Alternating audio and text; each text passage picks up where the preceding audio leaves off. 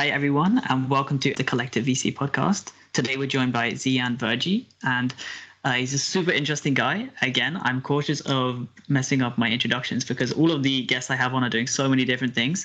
But just to start, he is the founder and CEO of Leaders of Today, which is a community for young people who are changing the world. He is a fund manager at the Vancouver Propel Impact Fund, and he is the founder and CEO of For the Menstruator. So, Ziyaan, welcome. And over to you if you'd like to correct that intro. Yeah, no, that you did pretty well. I haven't updated my LinkedIn profile, so I actually left the fund a couple of weeks ago.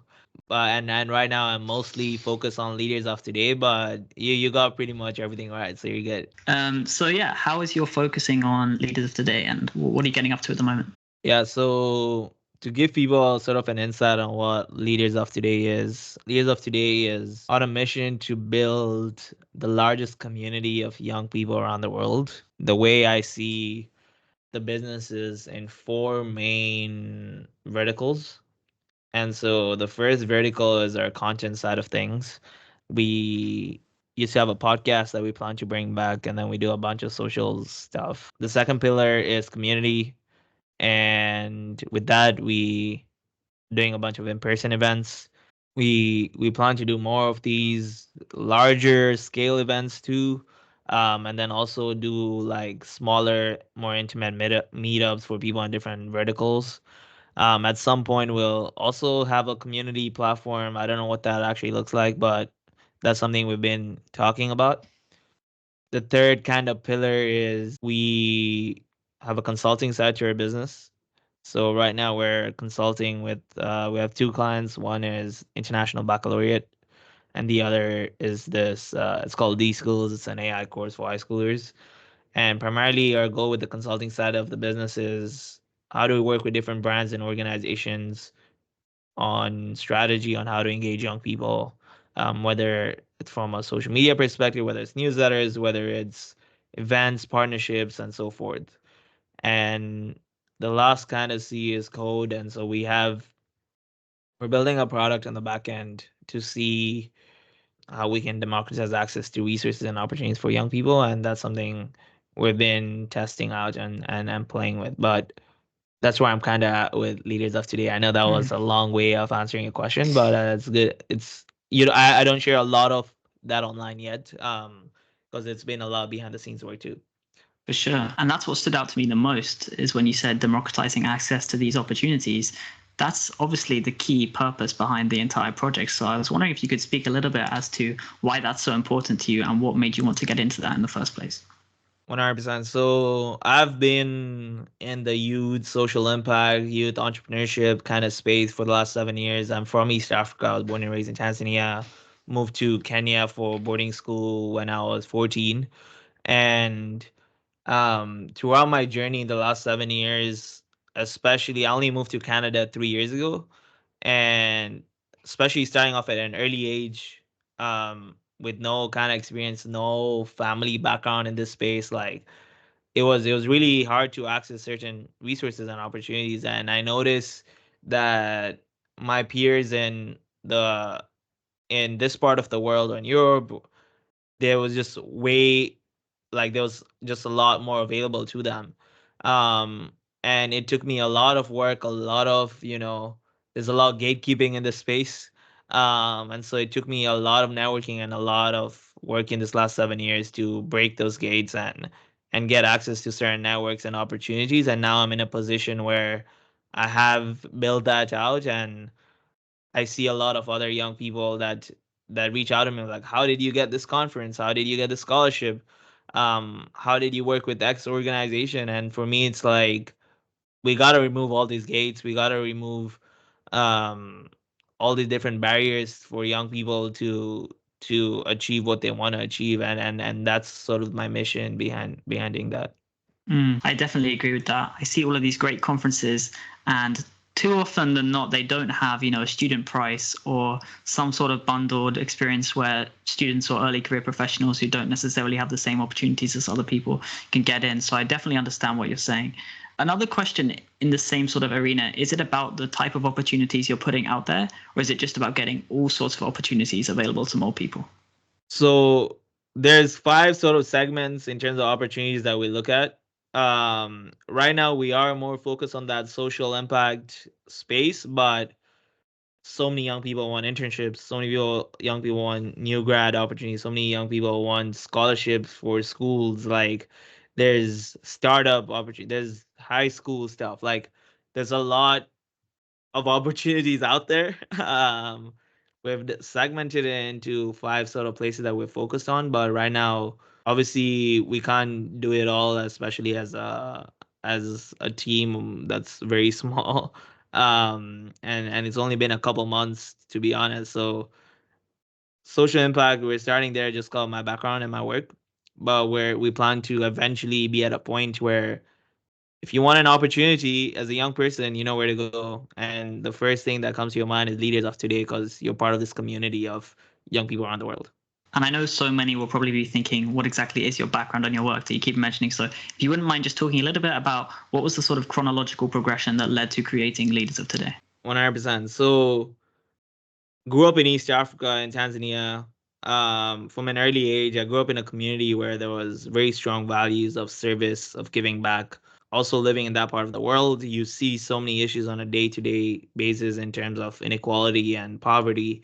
And there's no difference between you and someone else that doesn't have food to put on their table. And so I always acknowledged and had that self-awareness of although I came from a middle class family, I still had a certain level of privilege and certain level of opportunities that I had. And I knew that I have that for a reason, and I want to use that privilege to help other people. And so when I moved to boarding school in Kenya when I was 14, I after my first year I was required to do a personal project and I could do anything of my choice.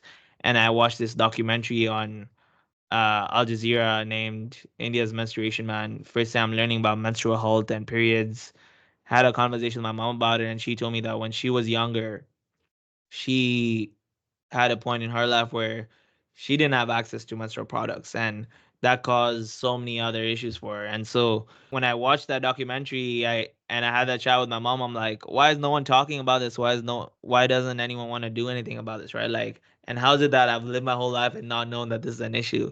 I go online and I see the numbers, 500 million people affected by it. That's an average of 1 in 10 um, girls around the world, which is kind of crazy. And so it's a very big and complex issue, and I'm like, let me do something about this for my school project. And so I go online, do my research, learn how to stitch, see all the different prototypes, and I create my own reusable product with the local tailor. And for my school project, I was able to give 22 girls access to these products that will last for 6 months. I called it the iPad at the time, and I because they were reusable products, and I presented about it at my school and got a good grade for it, and pretty much could have ended it at that point. Got a good grade, did the whole thing, took a bunch of pictures, but after going back to the community that I worked with initially, um, and getting feedback, I realized that what we did actually contributed more to the problem than solving it because they say that after the 6 months that this product will last, they're gonna go back to the same old methods that they had. And in reality, I just created a dependency syndrome where they'll keep depending on me to come and help them.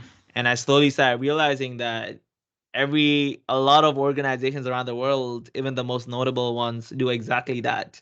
They provide temporary solutions and which are needed to a certain extent, but they don't invest a lot of money into developing them and empowering them to help themselves.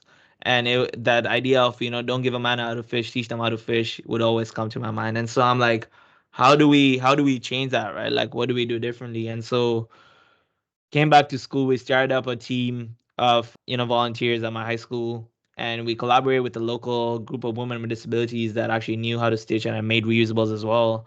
And with them, we changed our product. So we changed our product to one that lasts for 6 to 3 years, um, completely biodegradable, extremely cost effective.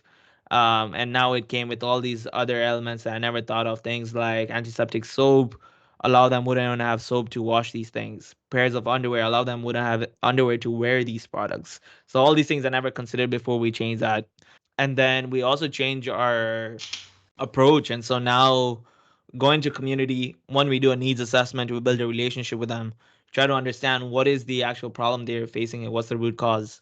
Based off of that, we usually have an educational workshop where we'll teach both boys and girls about reproductive and menstrual health. A lot of them is not part of their school curriculum, so they don't even know what actually is happening to them from a scientific perspective, but also small things like, hey, if your friend's on a period and you're a guy, what are you supposed to do, so things like that. And then we usually then introduce our product.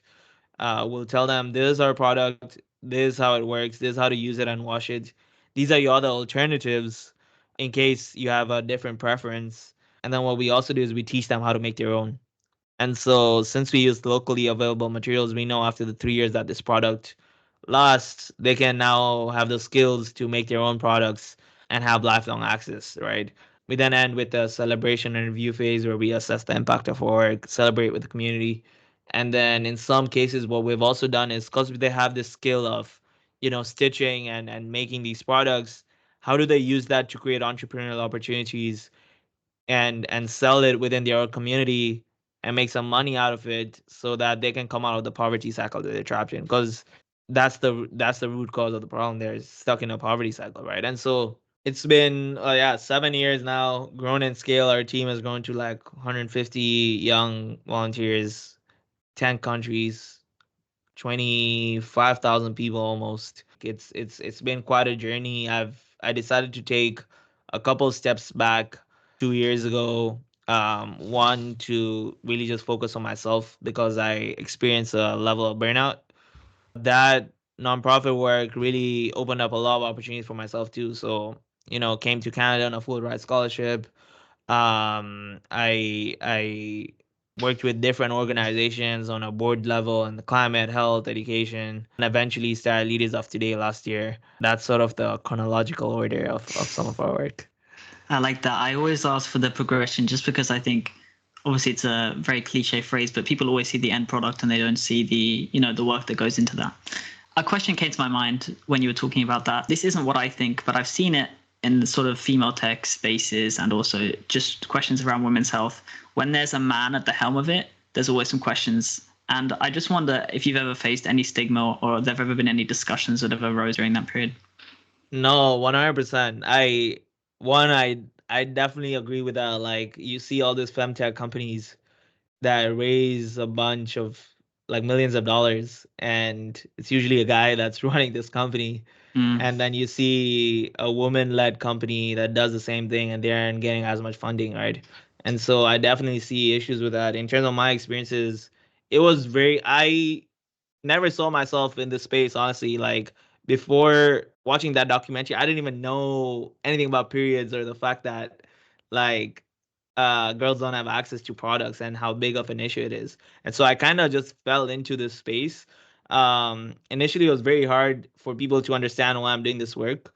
My connection to it was obviously found out this story about my mom, and I felt like I wanted to do something, and that was my calling at the time. However, and there've been so many communities where we'd go into, because obviously it's a very stigmatized issue, where people will feel uncomfortable having these conversations. I would have to step out of the room, or while I'm talking, a lot of people would step out because they'd feel uncomfortable, right? And so maybe when I kind of look back, one reason why I also may have, kind of taken a step back from some of this work is I realize at the end of the day, I'm never gonna know what it's like to have a period, right? And yeah, I don't know if it's how, from an ethical point of view, if it makes sense for a man to be um leading some of this work and taking all this credit for it. And so maybe from that point of view, that may have played a role in me stepping back. But I do think it's also a unique positionality when a guy is into this space, because I use my position and my privilege to do all of these different things,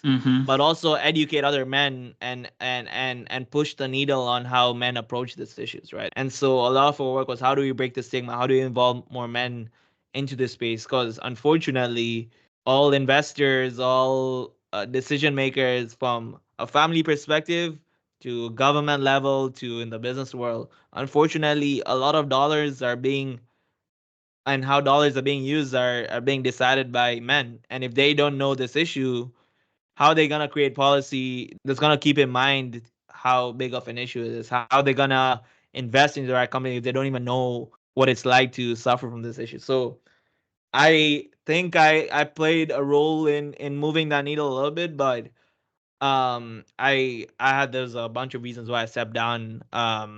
And our work still continues, but I'm not as involved, and that's sort of it's not a black and white answer if that helps. Yeah, it's definitely not binary, but thanks for shedding some light on that. I think that makes a lot of sense. I definitely agree that it's something that's not spoken about enough. And I will be honest and say that until I, got a girlfriend and started really talking to my partner about these things, like, it's something that lots of men and boys don't understand, and because no one talks about it, and it's not in our education systems enough. And even, you hear those guys saying like, oh, it can't be that painful. It's like, the fact that they're even only just focusing on pain as one aspect, not the stigma, not the things not the things that you're excluded from, because that's something that society is deemed embarrassing, and you're actively prevented from doing that. So yeah, that work is really commendable. And I wonder, that progressed into caring about more than just that one thing. So was it always about social impact? Because you mentioned climate as well. And how do you see your sort of viewpoints and career evolving? Yeah, I think I always knew that I wanted to do something that's meaningful and that's gonna have an impact. And that kind of stemmed from, if you look through my background, right before I started this nonprofit, I actually went through a personal experience that in which I lost 3 weeks of my life because of dengue fever, and went into this weird phase where I was acting hypersexual, hyperactive, and don't remember anything. And it was a whole thing that I won't go into too much detail of, but that experience led me to really reflecting on my purpose and thinking about what legacy do I want to leave behind. And because I came so close to losing my life, I realized at that age that I want to live a life of more intention, more purpose, and I'm not gonna wait until I'm a freaking billionaire and have all this money to have an impact. I want to have an impact whilst I'm on my journey to become a billionaire. And I don't think it's one or the other. Yes, I'm at this stage of my life where I think more money gives you more power and hence you can have more impact. But I don't think you have to wait until you're retired or you're almost on your deathbed to do good in the world. And doing good can be as simple as having this conversation. And so I go to business school. Like I've all my friends are finance bros. Like and they're fully like money oriented. And I see both sides to it, and I think there's a good middle ground in which you can do both, and that's everything that I work towards. And so right now with Leaders of Today, we don't run as a nonprofit; we are a fully for-profit company, and but we still have a strong mission of having an impact, and we've seen even with the work they're doing that it's moving the needle on that front. It's interesting you mentioned the finance bros. I know so many finance bros, and it wouldn't annoy me so much if they weren't some of the smartest people I knew. Yeah. And it's like, it just feels like just a little bit more application, a little bit more thought applied to how you can bridge the gap between doing something that's more productive for society, and also seeking, your own financial gain. I think those two things can be bridged. Yeah. And I wonder how how do you communicate with that with people? I think in general communication, like I've always been super, public about my work and sharing my insights, sharing my challenges.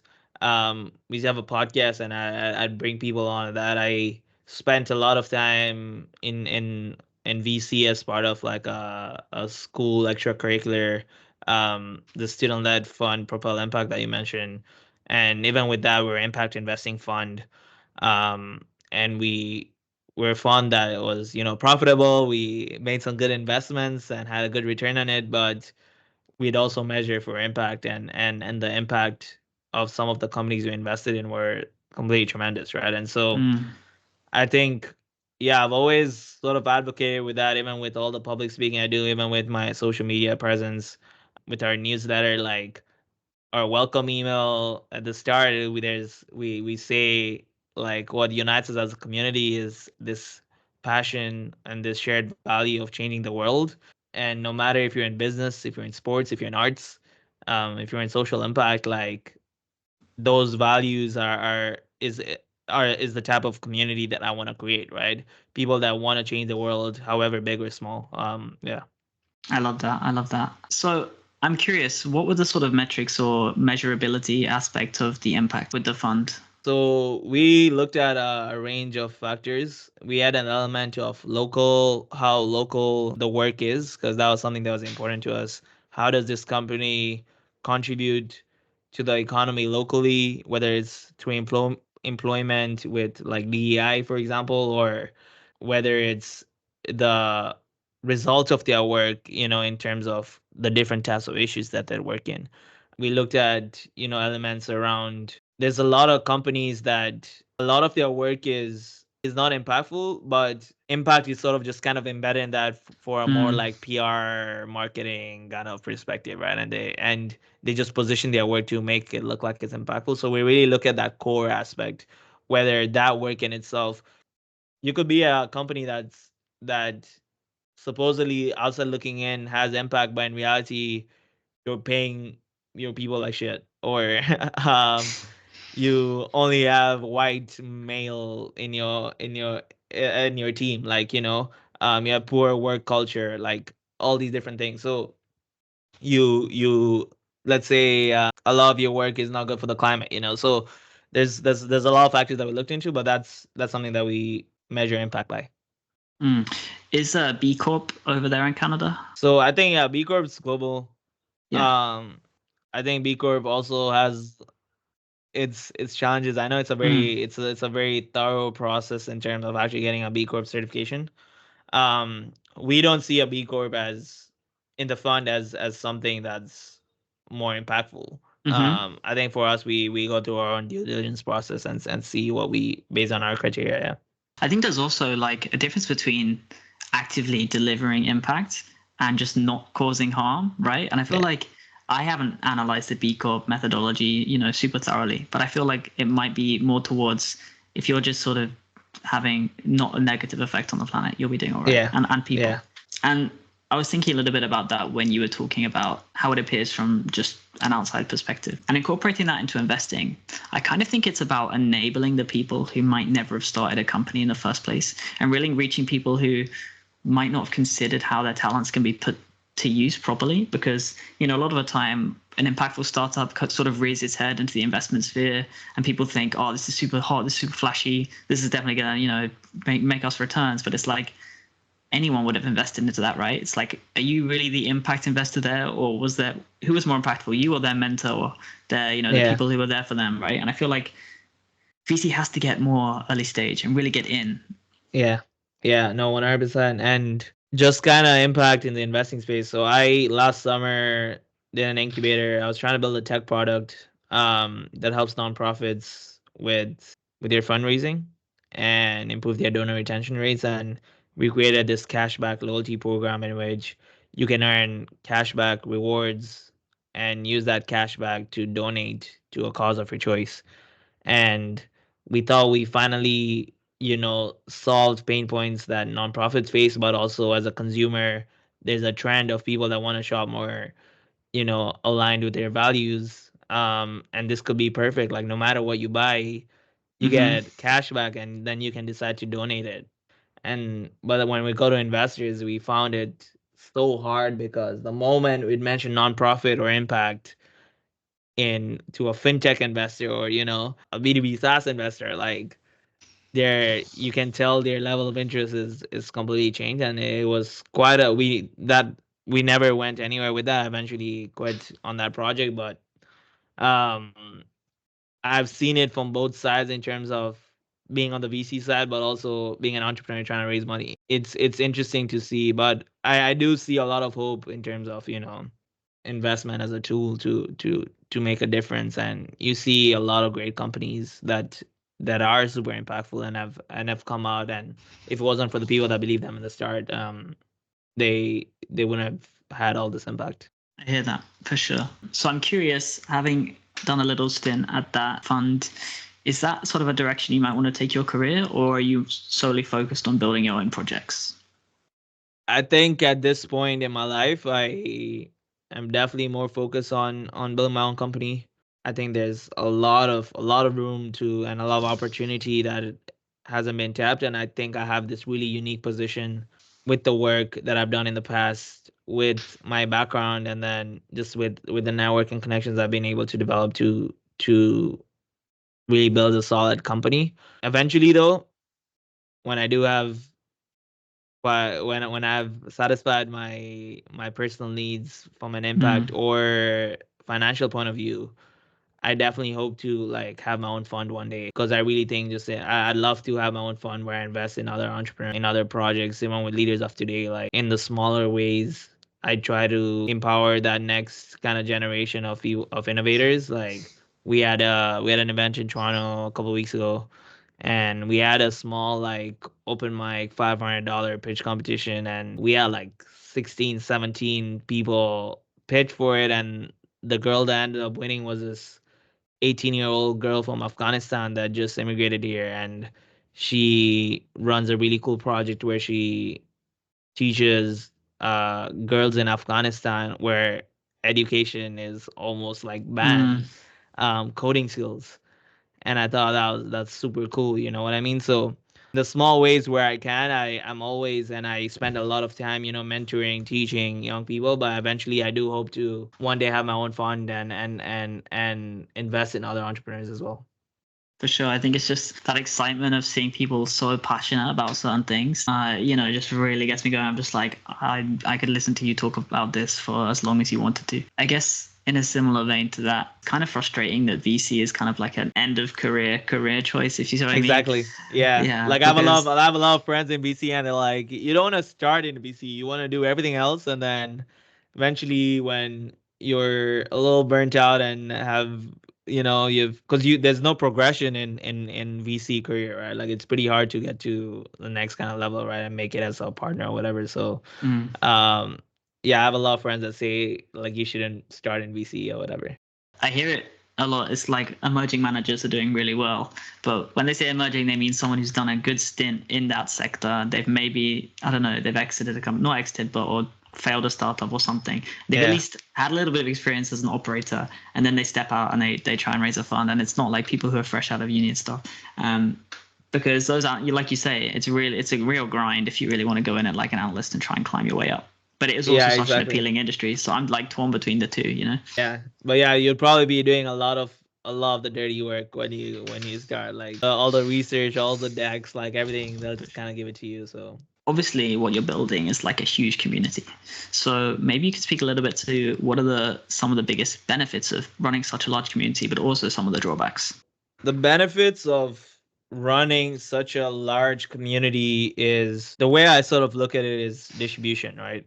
Um, I saw this reel on Instagram of this like public speaker or whatever, and he talked a lot about how first time entrepreneurs, they try to create a perfect product or service, right? And create the perfect thing. And then serial entrepreneurs, they they don't care about the product or service, they think about creating perfect distribution. Mm-hmm. And I could resonate so much with that, because with my first two like failed like startup ideas I was working on, I was so honed in onto creating the perfect thing that I never thought about distribution. And a big reason for why I failed was probably that, right? But now I'm like, let's build out distribution. I have 100,000 people. I could literally sell poop, and at least as long as it's aligned with the brand, like Mm-hmm. we'll have distribution. So that's sort of how I look at it in terms of community. But that's my entrepreneur business hat on. My more impact or mission driven hat on also is like, honestly, it's just so exciting to bring people together. Like I get messages every day like, hey, I read the newsletter, or I saw this opportunity on the newsletter, and I got it, and I got to do all these things, and I'm like, wow, like the fact that I can do that is, I just think it's so cool. And mm, out of the 100,000 people, I probably met less than 1% of those people. And Mm-hmm. so I just think it's really cool. And eventually I envision like every city around the world, we have like physical spaces where you can go to as a young person, And you can meet other young people that are on the same wavelength as you. You know, this we could be recording this podcast in person. There's like a podcasting studio that you could actually like. There's just so many potential possibilities with this. I want to host events where we sell out stadiums of young people, and we're talking about, you know, how do we change the world, and but it's also fun and it's authentic and it's like inspirational. So a lot of benefits and a lot of advantages. Cons, I don't see any downsides to it at this point. I guess like for a lot of people, maybe I obviously gotta be, you know, aware of the privilege to have a platform like that. A lot of this happened in from mid October to January, went from like a couple thousand to 100K. And a lot of that growth was, yes, like right, like it was a good thing to have the grow so fast, but right now our goal has just been how do we retain these people. And so we took a pause on growth, and now we're just like, how do you provide as much value, build strong relationship with these guys, build retention. Every newsletter we send out, instead of growing our subs, we're actually losing subs and we have churn. But we're now not kind of navigating that. It's a different kind of problem to have, right? And so I guess that's the downside, and then also just being more aware of like that kind of influence you have, and what does that actually mean. But I don't necessarily see it as a downside. I've always been someone that's more public and that wants to share their story, and I'm an open. I really don't hide anything, and I think it's hard to find people like, I don't know if you've read the newsletter or not, but like you'd see even in terms of the messaging and the type of stuff that I share, it's shit that people usually don't share, and it took me years to figure out that stuff. So Mm-hmm. now that I have this platform, and especially it's on a newsletter, it's not like a social media platform where you have to be way more careful about what you're saying. I have an opportunity to really make an impact and say stuff that unfortunately, quote unquote, the system sometimes doesn't want you to say, for example. I hear that. I just want to go all the way back to distribution before I lose that thought. I'm Yeah. just thinking that distribution is kind of like validating your initial validation, right? Because you can talk to people and they'll say they want something, but until Yeah. someone actually, engages with it, maybe purchases it if you're running a business model. So that's why distribution is so crucial, right? Because otherwise you can't, take someone's word for anything, really. Exactly. And even with, we haven't even fully validated what we're doing. I don't even know what we're selling yet. We're not selling anything. You're completely right. I think it's one step closer towards validation. But I think you've fully validated when the numbers in terms of revenue or profit speak for itself. Because you see a lot of the newsletter business model, there's a lot of ways you could do premium newsletters, you could sell your own product service, you could do ads. Like ads for a newsletter my size could sell anywhere between 5 to 10K per newsletter, right? And so our numbers are like pretty solid. Like we're doing 45% open rate, 7 to 8% click rate, and those numbers are pretty good. And so that's something we also eventually plan to really focus on once we have good we're at a good space in terms of our relationship with our audience. And what do you think of the resurgence of the newsletter? I feel like there's kind of a battle right now between newsletters, podcasts, just being consistent on LinkedIn, other things like this. Everyone has their own opinion. So do you really think the newsletter is the best? I 100% think newsletters are the best. It's not as easy as people make it seem. One, even just getting out a newsletter each week, like I've been so inconsistent. It's a lot of research, a lot of thought that goes into it. There's a lot of people that are doing it to make a quick buck. You know, they're Doesn't like, work. oh, anything. You do anything for a quick buck. It's sure you may have some short-term success, but if you're in it with that intention, you're never gonna go far, man. Um, and so I'm seeing a huge number of people just trying to, it's like a bunch of 18-year-olds are like, hey, I'm trying to make 10K in a month, and they're like, I'll start a newsletter and make it a premium newsletter and charge $10 a month for it. Like there's all these, but with every trend that goes on, there's always those kind of people. um but yeah, I've always been an advocate, or at least now I'm more of an advocate for newsletters. The best thing about it is you're landing in people's inboxes. And if social media dies today, if LinkedIn goes down, if Instagram goes down, any other platform goes down, your newsletter is never gonna go down, and you own that audience, right? And so you can really do whatever you want with it if you have a strong relationship with them. Um, and then yeah, in terms of LinkedIn and other platforms, definitely LinkedIn still has way more opportunities. Like I've been creating since like 2017. Obviously, been super inconsistent over the years, but I was in the very initial creators program that they had.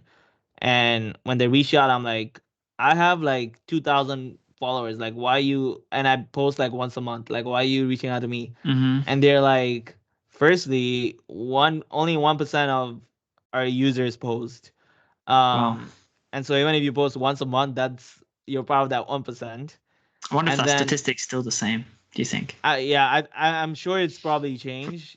Um, and then another part is they talk a lot about like within Gen Z, that number is even smaller. You know what I mean? Like, and so yeah, that statistic, I don't know how accurate it is, but I think the point of that is there's not enough content on the platform, 100%. and it's just like any other social media platform, and it has over 1 billion users now.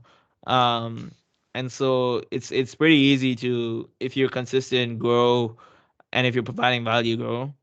Um, but that's the thing, like with everything, you just gotta be consistent. You gotta play the long game, and it's gonna be a lot of work at the start, but eventually you get there.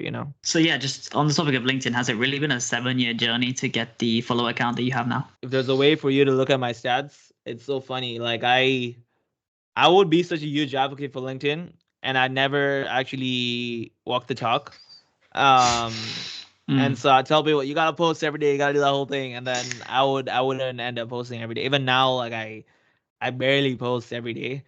I was for the longest time on like 3 to 5,000 followers, and then mid October when I was sharing all of these opportunities, I was impatient. I don't regret it, but I I was doing the whole thing where I'm like, I have this list of opportunities. If you want access to it, comment your email, subscribe to the newsletter. Now, all these people will comment, I'd subscribe into the newsletter, and those posts kept going viral. We had 5, 6, 7,000, comments. I think there was a period in which, in like the last 30 or 60 days, we'd done like almost over 1 million impressions, Mm. and we grew literally from 5,000 to, I think, I don't know what I'm on right now, probably 20 something thousand in that period of time of like 3 months. But if you look at my current engagement stats, when I don't do a post like that, it's pretty whack. The quality of all those new followers aren't necessarily the best. Mm. And I mean, that's how I and discovered you, if I'm being honest. I saw someone from my cohort at university comment on your post, right? So, exactly. yeah, but Exactly. Like it's good I discovered, but a lot of those people just commented on the post because they wanted access to opportunities.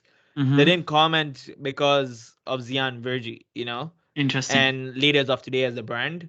And for me, I'm not trying to be the quick guy that has this page or whatever. Like you see a lot of these days, like comment email, comment email, comment email. They're not really building a brand. And so I stopped doing those posts, even though I knew like they're gonna hit numbers. I stopped doing it because I'm like, I'd rather not grow as fast and build a really strong relationship and provide as much value for free, even though the posts won't do well, versus try to go viral and do that whole thing. Mm.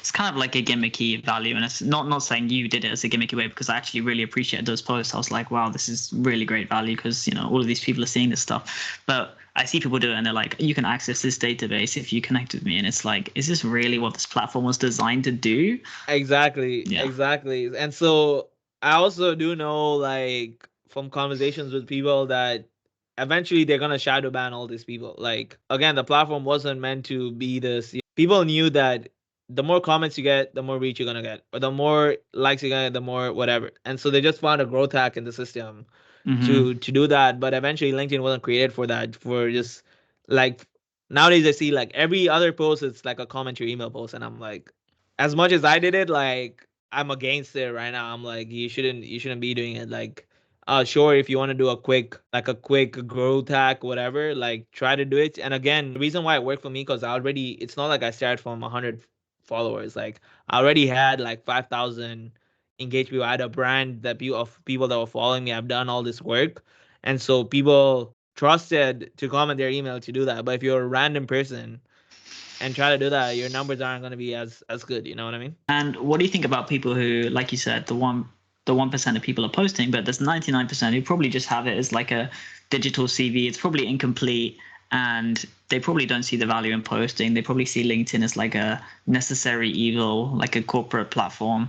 And that was me for a long time, but I kind of just realized that there was value in making connections. So what would you say to people who just may not know where to start or might not see the value of the platform whatsoever? Honestly, before I used to be like, you're wasting your time if you're not posting, right? But I started realizing like everyone has their own personal set of values and in terms of how public or private they want to be. Um, and so I completely get it if it's not for you. However, if you do want to have a business of your own, if you do want to have passive income, if you have certain ambitions, you're struggling to do that and you're not posting, then I think it's worth having a conversation with you, you know? Um, for example, you have a podcast. If you're not posting every day, I don't know what you're doing, you know what I mean? Mm-hmm. Because you're spending over an hour each episode, I'm sure, in just interviewing and way Feel more called out right now. hours editing. And you're doing all of that, but you get like 10, 15, 20 people listening to you, you know? What's the point of that? Like for real, you know? Then there's thousands of podcasts out there. So if you want to stand out, you're gonna have to grow your personal brand.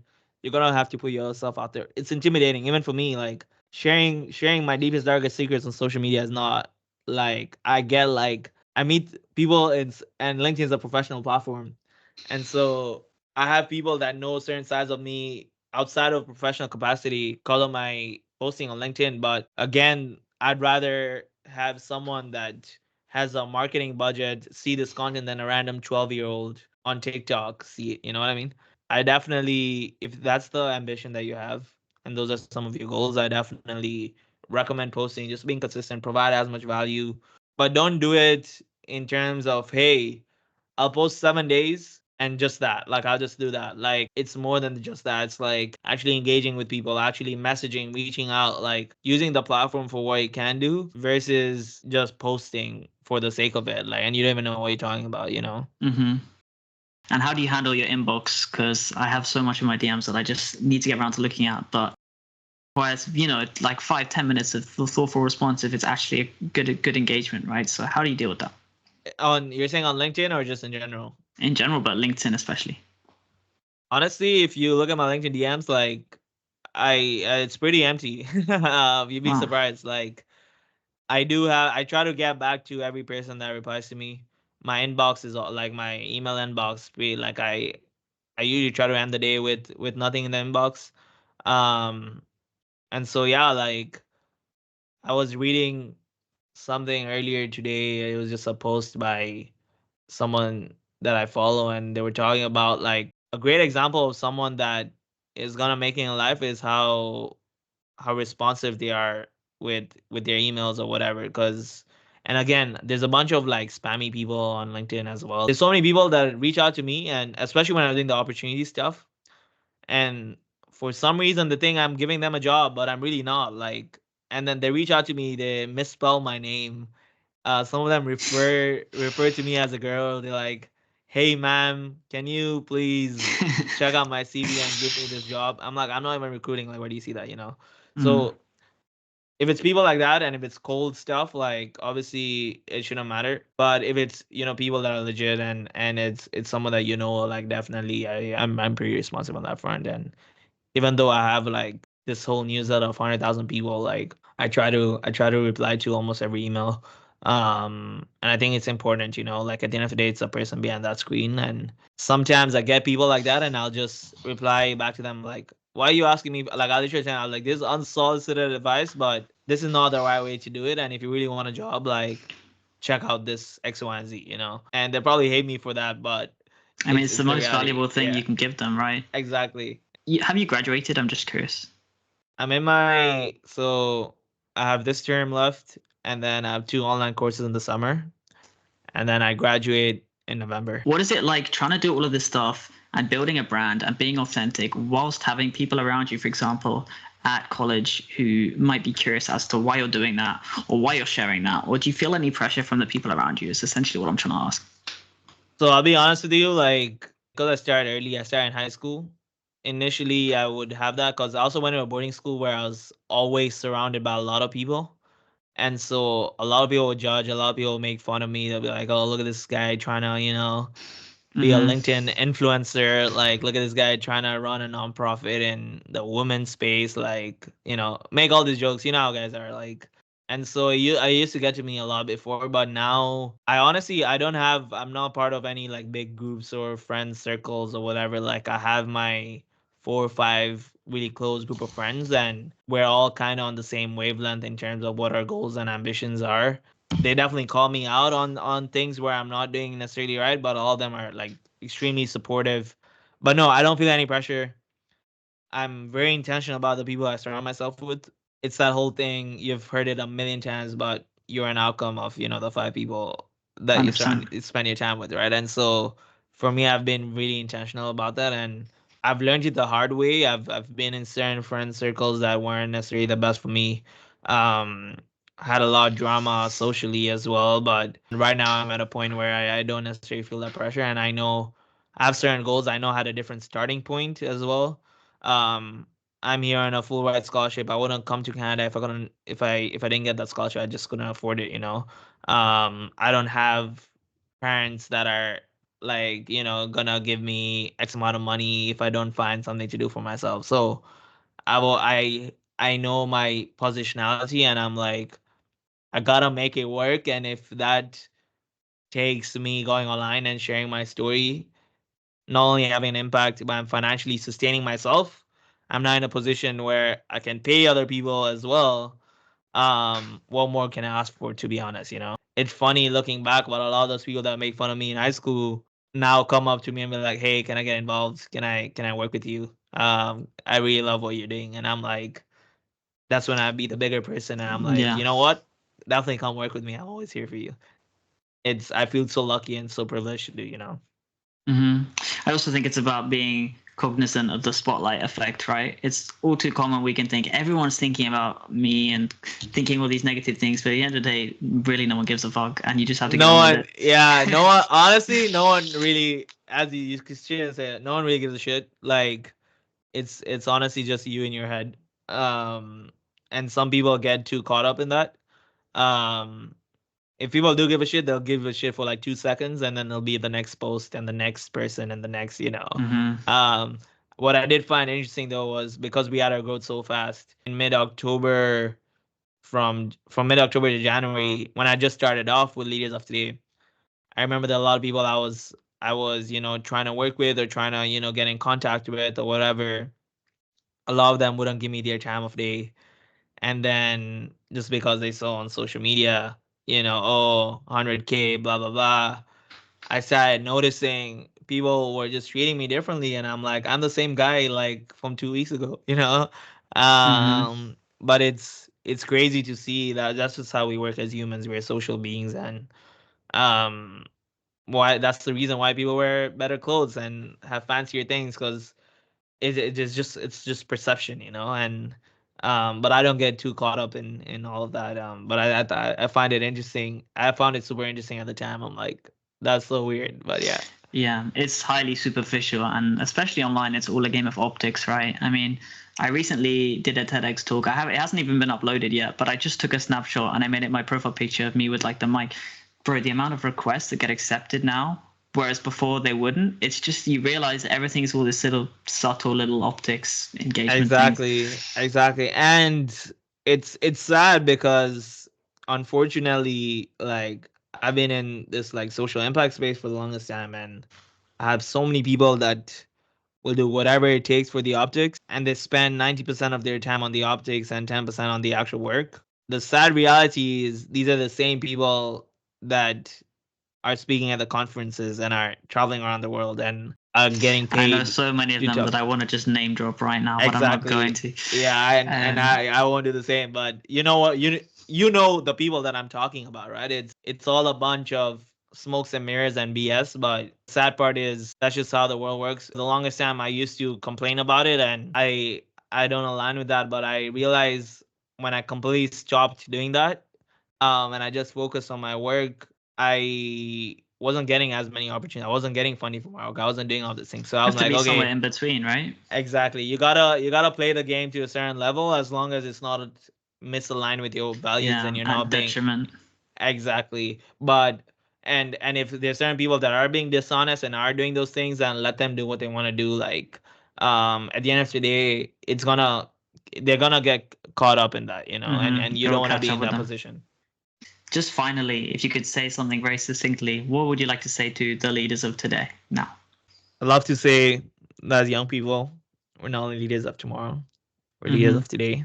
And if you have an idea, if you're passionate about something, no matter what industry, what age you are, what background you have, just start today, because tomorrow never comes. And don't let anyone tell you that you can't do it. Like, you and I are great examples of people that the difference between someone like us and someone that hasn't started is the fact that we just started. There's nothing special about us, literally. I think this all the Um, time. you just need to take that first step, and eventually you'll figure it out. And so just start, and kind of go from there, and remember that you're not only leader of tomorrow, you're leader of today. Awesome. I love that. Thank you so much, Ziyaan. Yeah, that was a great episode. And yeah, thank you so much for offering your time. Awesome. Thank you for having me, man.